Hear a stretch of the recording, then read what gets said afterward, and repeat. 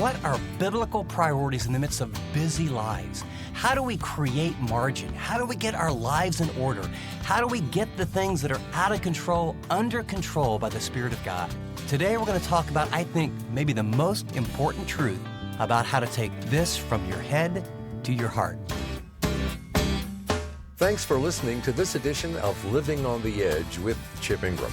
We are an international teaching and discipleship ministry that encourages and equips Christians to live like Christians. Well, today Chip wraps up our series, Balancing Life's Demands. Over the past several programs, we've discovered God's desire for us to live with peace, purpose, and joy, and how we can actually experience a life like that. So if you've missed any part of this series, catch up anytime at livingontheedge.org or wherever you listen to podcasts. If you have a Bible, go now to Matthew chapter 6 for the remainder of Chip's message, How to Escape the Rat Race Forever. The issue behind materialism at the core has nothing to do with things or even money. It has to do with faith. It has to do with trust. Do you trust me? Do you trust me to come through for you? Yes, in the material necessities. But do you trust me to come through for you, that you're significant and valuable the way I made you? Do you trust that if you would find my purpose and my role for your life, that you don't have to look like that, you don't have to live in that zip code, you don't have to drive that, you don't have to have so many people know you? Can you trust me that if you do life my way, the deepest things that you long for in your heart, I'm going to give you because I'm good and I love you? That's really what he's getting to. So do not worry, saying, what are we going to eat? Or what shall we drink? Or what shall we wear? And then just, this is more than a mild rebuke. For the pagans run after all these things, and your heavenly Father knows what you need, that you need them. Put a little line under run after, because he's going to use a play on words. It means to vigorously pursue. And that verse that we like that's coming up that tells us how to really arrange our priorities, where it says, but seek ye first, the word seek, this word is in an intensive form of that. It's the same word. The pagans are seeking, are running, are pursuing after all these things. And his point is that you don't look any different than the pagans. Who's he talking to? Hey, Pete, you got to watch out for James, John, listen up on this one. Hey, these are his disciples and the crowd's overhearing. These are issues that the faithful will struggle with. He says, guys, I'm going to leave and I'm going to cut out of here, and there's a mission, and, I am the Messiah, and God has a plan for the world, and I love you, and I'll take care of you, and there are things that really matter, and eternity really is real, and there's a real heaven, and there's a real hell, and I've chosen you, and this is the character and quality and the rewards of a kingdom citizen. I want you to be salt and light and live it out, and I want you to know that your righteousness has to exceed that of the Pharisees, because what I'm telling you, it's issues of the heart. I'm telling you guys, I came to give life to the world, and I want you to be the conduits of my grace. But you know what? There's going to be two motives. You can play that game and you see it. There's going to be two treasures you're going to have to decide, and it's going to get down to how you look at life. Are you going to use ministry as a platform for the same junk of people thinking highly of you and impressing them and all the rest? Or are you going to have the singular eye, the single focus? Because guys, I want you to know, I'm going to check out of here, and you're either going to worship me or you're going to worship mammon. It's the Aramaic word for possessions, property, and money. It's just materialism. I want to go back through and make some observations of verse 24 through 27, and then we'll come back to the solution where it says, but seek first. Doesn't that sound like a priority deal? His kingdom, that's where Christ's rulership is reigning, where we're doing things God way. He's the CEO of the universe. And you say, since you're running the whole world, why don't you be the CEO of my life too? It's really what he's saying. And you seek first his agenda instead of your own. And you're seeking first his righteousness. So it's about character development. What if every parent was as committed to the character development of their kids as they are how good they could be in all these athletic teams and ballet and music and na. These are good, loving people who just find themselves in a maze of activity, pulled with school activities here, and youth here, and this here, and this here, and then youth group here, and the church does this, and this does this, this does this. And why? Well, because my kids have to have the best, and we have to prepare them. Why? So they can get ahead. Why? So they can get good jobs. Why? So they can make a lot of money. Why? So they can be happy. Wrong paradigm. Is that who's happy?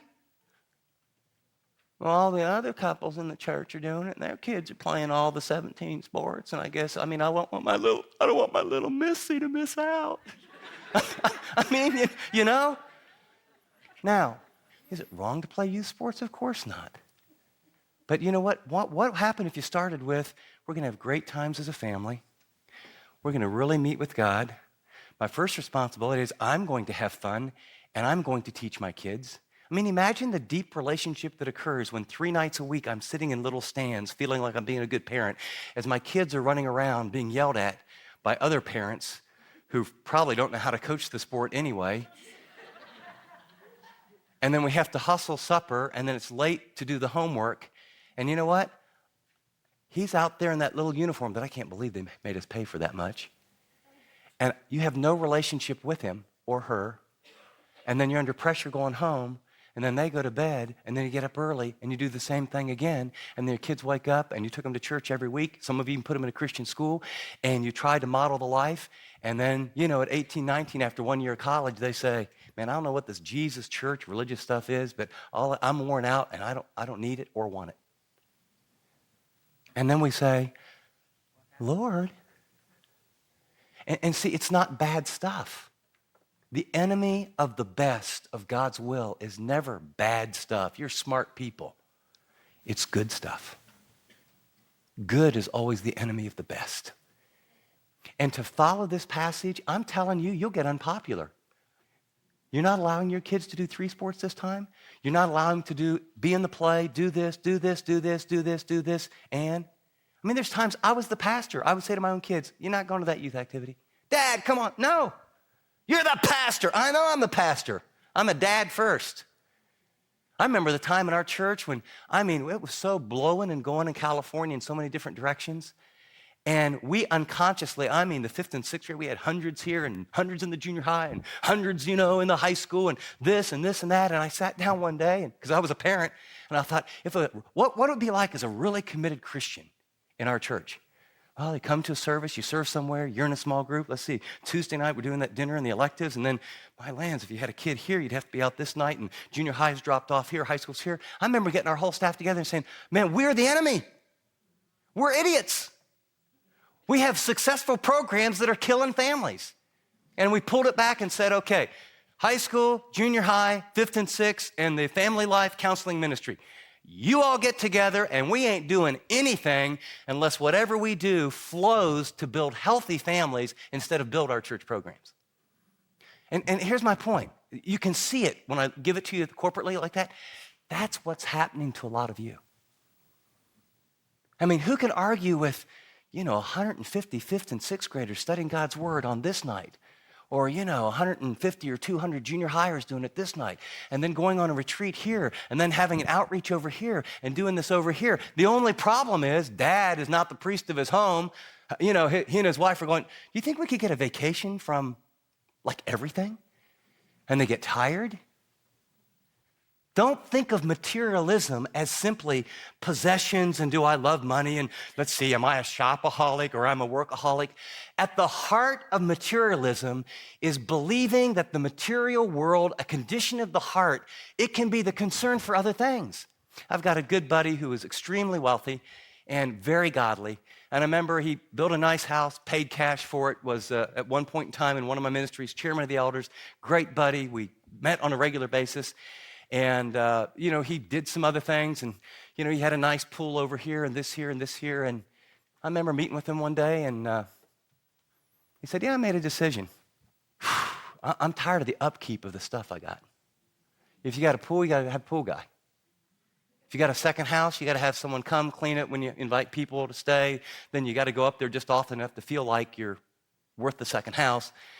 And then he said, I love the yard, I love landscaping, but we got, I can't do it. We got a landscaping guy. He started adding up how many hundreds of dollars a month just to keep up all the nice stuff he had that he graciously used and gave over and above. He just said, I'm just tired. My to-do list is about all these things. Some of you have things, and I've talked with some of you, and it's like, I don't know how to get out of this, and I get these cobwebs, and I do it for a couple weeks, and there's a struggle, and you can't tweak it. Some of you need to really pray, and don't write me and blame me if you make a dumb decision, all right?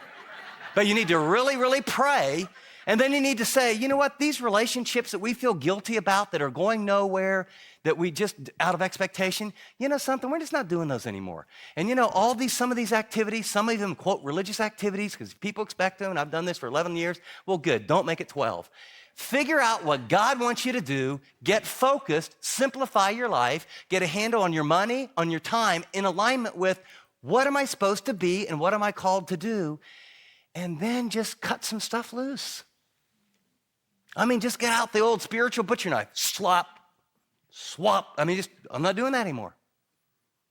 And you'll struggle and feel guilty, and good, loving people, you can't do that. Our program could never go on without you. You are the source of our church program. The ladies will never go on without you. Well, then you got a bad program, because we all thought they could not go on without Jesus, right? So that's what we need to talk about. Now, let me give you the symptoms here. I think I had a small tangential moment. I think it was a spirit-led tangential moment. But I'll tell you, that last 3 minutes wasn't in the notes. But I really think it's where American culture is among believers. And I just keep meeting people that I love who unconsciously are on this rat race. Did you notice the title of this, by the way? How to Get Out of the Rat Race Forever. I will guarantee it will be painful. It'll be painful. You're not going to tweak a couple little things. It'll take a gigantic, clear step of leading from God where you look at your plate and you just take some things off that you assumed you always had to do. And then you'll put some things on that will be about storing up treasure forever.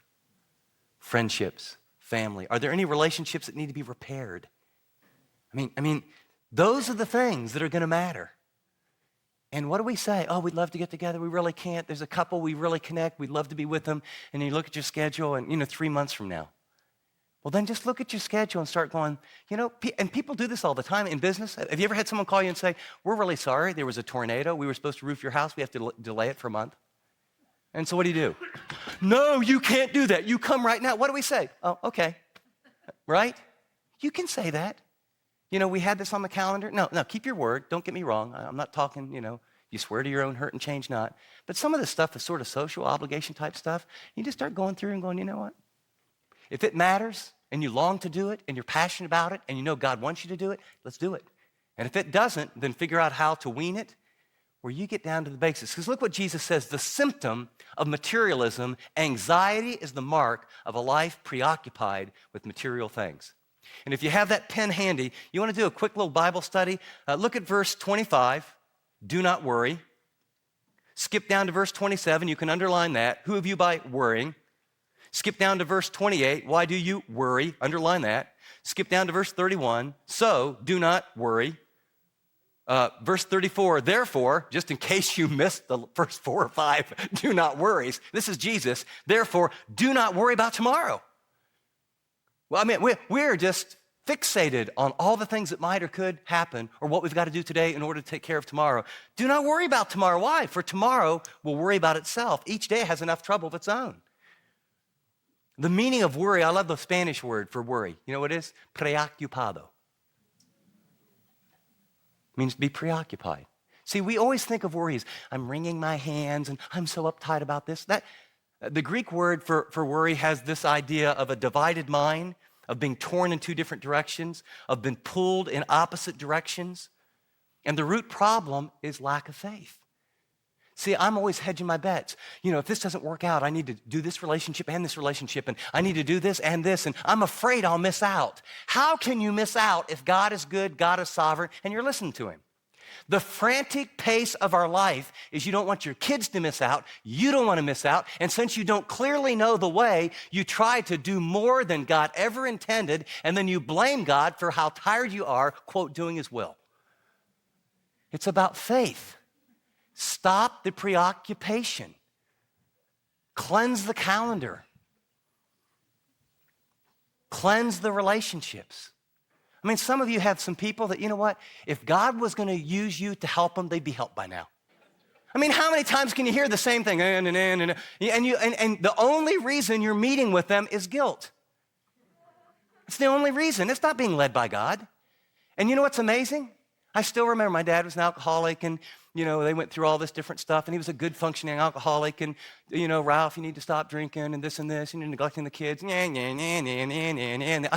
remember this was my mom. Ralph, Reb, she never called him Ralph. She was a guidance counselor, so she kind of knew her stuff, even though we were a dysfunctional family. But she was one awesome codependent, I'll tell you that.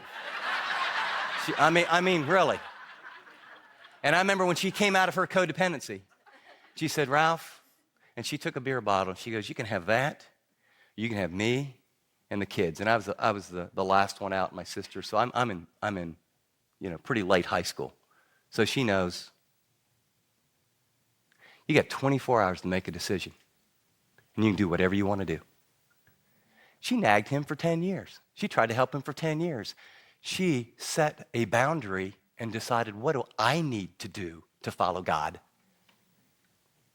And guess what? In 24 hours, my dad decided he'd quit drinking. Maybe some of those people you're helping, maybe they need to hear, something? I've done all I can do to help you. Here's a card of a Christian counselor that I've learned in our area. If you want to keep talking to someone, maybe if you pay them, we'll get better results. I can't help you. I love you. I'll pray for you. I can't help you. I can see I'm going to create chaos all over America after this talk. You're listening to Living on the Edge. Before we hear the rest of Chip's message, let me remind you that we are a listener-supported ministry. Your financial gifts help us create programs like this one, develop new resources, and encourage pastors globally. Prayerfully consider supporting us today. Then go to livingontheedge.org to give a gift. And thanks so much for your help. Well, here again is Chip. Notice the acid test of materialism is not how much I have or don't have, but my preoccupation and concern over it. Did you get that? I can be preoccupied and concerned over all the tons of stuff that I do have, or I can be preoccupied and concerned of what I don't have and what I need. Either way, it's materialism. The explanation, he says, stop your preoccupation with material things. Why? Look at verse 25. He says, because it's short-sighted. He says, don't worry about your life, what you're going to eat, what you're going to drink. He said, there's more to life than things. And his motive here is to protect us and our well-being. Material things are unable to meet the deepest needs of your life. If your kids get in Harvard, if they have a 1,500 on their SAT, if they have beautiful little grandkids, if they get a great job, if they drive a BMW, have a wonderful house, an amazing driveway, and you can invite all your friends and show pictures to everyone. If they go into the ministry, if that's what you, and some even go on the mission fields, and you finally have your nest egg. If your 401k is protected from all the subprime mortgage, and everything is perfect, I will tell you, you will sit as a desperately lonely person thinking, what happened? You mean that didn't do it? No, and never will. That's the lie. That's the enemy. That's a God. Now, as you walk with him, here's what I'll tell you. He may let your kids get into Harvard. Thank him. If they got 1,500 on their SAT, I'd ask them for counsel personally. If he supplies you with beautiful grandchildren and children and blesses you financially, what you'll find out if you're there, is that it's more of an overwhelming stewardship of what to do with all that money than it is what you thought it would be like, we finally made it. Because the more you have, the better the maturity and the faith that it requires. And so he says, don't buy into materialism because it is short-sighted. Look. Second, he says it's illogical. His application, look at the birds, look at the flowers. Aren't you more important than them? Yes. So it's that classical argument. He says, look, it's short-sighted, it's impractical. At the end of the day, what is it that really matters? What has value? If you wrote down the top 5 memories in your life, what would you write down? Let me get you started. Wedding day, birth of a child, birth of a grandchild, a deep friendship, times with your family, recovery from cancer. How many of those are material? Have you ever gone to, after the funeral, I've done lots of them, and you go to someone's house, hang out, have a little food, and you talk kind of about the person? Have any one of you gone to one of those, and, people getting little tables, and all the people have made nice little food, and have you ever been to one of those, and, maybe a group of guys sort of in the corner? Did that guy have a nice car or what? If I had a 401k, in fact, he had a 501(c)(3), a 401k, he was capital B. He was 32 on Forbes list. Man, did he look good, Dad. Whew, man. Did you understand? Did you know that? I've never heard that. The only thing we talk about when people are gone is what? Either how they modeled their relationship and love for God and what they did in their relationships. Period. And the saddest funerals I've ever been to have been with the kids who knew the inside story. And funerals, people are the biggest liars at funerals. Oh, my lands, Oh, Bob, he was da-da-da-da-da-da-da-da, and the kids are going, He wasn't home, he was a jerk, he had anger management issues, he never talked to me, But I will tell you, when someone has lived well and died well, actually, as hard as it is to let go, it's sweet time. Man, it's sweet when you see life. And you know what? Jesus said, I'm trying to protect you. Some of you, if you could just relax, you relax and seek first his kingdom and his righteousness, he might scare you and just make you rich. And some of you will wish later that he hadn't. But he just says, don't buy the lie. This is really about a lie. He says it's unprofitable, verse 27, right? Can you add a single day by worrying or being preoccupied by material things? All it produces is ulcers and migraines and dysfunctional families and sleeplessness. It's disgraceful. He says the pagans run after this.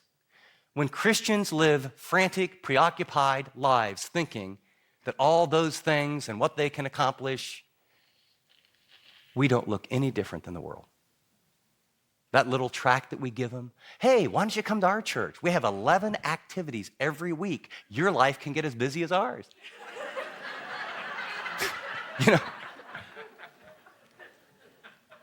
But we're doing it for Jesus. The promise, if you will pursue knowing Christ and making him known, verse 33, as your first priority, he will meet all your material needs. Run, seek, pursue after Christ, knowing him and serving him, and let him tell you what to do with your time. Let him tell you which relationships to be in and which ones to get out of. It's kind of funny, and I'm poking fun because I find when I say really hard things, if we poke fun, it's better to laugh now and then cry privately. Because some of you, if you start cleaning your relational network and cleaning your calendar and cleaning your garage and getting stuff out of storage, by the way, why do we need all this storage? Do you realize 30 years ago that wasn't even an industry? Why do we have all these garage sales? Because I got to get new stuff I don't need to impress people who don't care, and I put it in the garage, and I can't fit it in the garage, and then I try and sell it, and that's a hassle, and I try to eBay it. I don't know about that. And so I start, but you don't want to lose it. So you start, cool. It's got to be temperature controlled, And I put it in storage, and we got people, we got stuff, and then we got stuff, and then we got stuff, and then we got stuff, and then we got stuff. Guess what? You know what your life is? Full of stuff. It is stuff that ruins your relationship with Christ, and stuff can't deliver. Make him, run after him. Invest in people. Invest in God and use things and money to extend love. And God says, I will tell you what, I'll work out a way that we can get those kids through school, and those house payments, we can work those out. I'll help you with those. And use your brains, be wise, make the good investments. I came across an article I want to close with because this really is a warning. It's an article about California cover story. When Jim Smallridge went to bed at his parents' house in rural San Diego County late Saturday, he wasn't concerned about wildfires. They were ravaging the Cleveland National Forest 15 miles away, a distant glow in the night. He awoke a few hours later to find flames in his parents' front yard. It was honest like that, he said. Chasing us, says Smallridge, 42 years old. I knew that if we didn't get out in a matter of minutes, we'd be dead. Minutes, it turned out, were all the residents of Lakeside had. After frantically knocking on neighbors' doors, Smallridge managed to escape with his son, Sean, 18, by driving their pickup truck through a 200-foot wide wall of flame that blocked the only road out of the neighborhood. Now, imagine that. It's here. We got to go. Tell the neighbors. So he tells the neighbors, son, get in the truck. And who knows what's on the other side of it. They come through the flames. Others weren't quick enough, Smallridge recalls. They disregarded his frantic warnings, or they responded too casually. Several wanted to save their televisions and computers. They looked like they were packing for a trip, he said. The ones who listened to me and left the area immediately lived. The ones who didn't died. Feels a little bit like God speaking through Moses. I put before you today a blessing and a curse. Choose life. It's not about things or how much you have or don't have. It is a condition of the heart that arrives and starts first with motives. You discover it through these two treasures. It gets to the core of two eyes, singular or duplicity. And then it results in two masters, either God or mammon. And the only way to live in a materialistic world and not be materialistic is what Jesus said. Seek first his kingdom, his rule, his authority in everything, in every situation. And his righteousness that's the primary goal, to become like Jesus. And that's a pretty big word, all these things will be added to you. That's why Paul would say, don't fix your eyes on these things, but then he said, richly enjoy all these things that God gives you when they're gifts. You're listening to Living on the Edge with Chip Ingram, and the message you just heard, How to Escape the Rat Race Forever, is from our series, Balancing Life's Demands. Chip will join us in studio to share some insights from today's talk in just a minute. Are you exhausted juggling your job, kids, marriage, and everything else you're responsible for? Do you wish there was a way to relieve that stress and live with a little more joy? Through this series, Chip revealed what a balanced life looks like and challenged us to rearrange our priorities around what matters most. We hope Chip's words helped you access the joy-filled and satisfying life God desires for you. Let me encourage you to go back and revisit any part of this series by going to livingontheedge.org. That's livingontheedge.org. Well, before we go any further, Chip's with me in studio to share a quick word. Chip? Thanks so much, Dave. I'll be back with some application to today's teaching, but if you're listening to this program, and you or someone you know is being blessed, God is using it in your life, I'd like to ask you to really pray about partnering with Living on the Edge. Your financial investment allows us to equip Christians here in the United States, all across the world, to really live like Christians. Because of your donations, we create materials, we get God's word to leaders, and we take the Bible to the people in ways that help them grow and transform their families and communities. So here's my request. Would you help us reach the hurting people in the U.S. and around the world? Help us to be a catalyst for change so that Christians everywhere can live more like Christians. It makes a huge difference, and thanks in advance for whatever God leads you to do. Well, as you prayerfully consider your role with this ministry, I want to remind you that every gift is significant, no matter the amount. When you partner with Living on the Edge, you support and multiply the ministry work we're doing all over the globe. Set up your monthly gift today by going to livingontheedge.org or calling 888-333-6003. That's 888-333-6003, or visit livingontheedge.org. App listeners, tap donate. Well, with that, here again is Chip.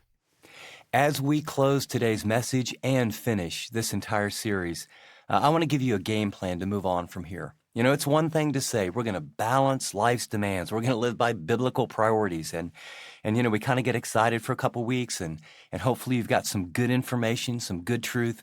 But if I begin to ask you, like I ask myself, some fundamental questions, we realize that we've started something, and I want to help you keep moving in the right direction. When you start asking questions like, where are you investing your life? Is God or mammon the master of my soul? Am I living under pressure or am I living under priorities? Does my time and my talent and my treasure reflect the life and following of Christ? Or does it reflect a out of control, crazy life that I want to bring into balance, but I don't know how? We've started the journey, but let me give you 3 specific suggestions to move on. Number 1, if you're kind of privately on this journey and realize you just need to process this individually, let me encourage you to get the MP3s, and on your commute to work, think about it, ponder it, listen to it 3, 4 times, download the notes for free and fill in the things and use it as the basis of your time with the Lord for the next 30 days or so. Go on a personal journey. Deep inventory is the prerequisite for lasting change. Second, do this with someone. You know, get the small group resource and say, hey, let's spend the next 10 weeks together, you know, once a week, and let's talk this over. Let's process this. That will really begin to reinforce it. And then finally, there's some of you that you're saying to yourself, of course I have struggles, but I remember where I used to be. You want to help some younger believers. Maybe you do it in a class. Maybe you do it early before work. But take some people that want to grow, that have this need, and say, I'm willing to help you, and you walk them through the series. Balancing life's demands. Really, it's Jesus saying, this is what it looks like to follow me in a high-pressure, high-demand world. It's possible. Go for it. Thanks, Chip. And if you'd like to get more plugged in with any of the resources Chip just mentioned, go to livingontheedge.org. You can download Chip's message notes, check out our small group studies, or go back and listen to any part of this series. We want to help you grow in your walk with Jesus. So visit livingontheedge.org today. For Chip and the entire team, this is Dave Drury saying thanks for listening to this edition of Living on the Edge.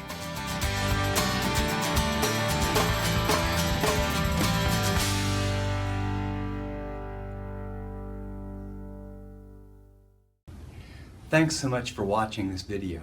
If you'd like to watch more content like this, click and subscribe here to our channel.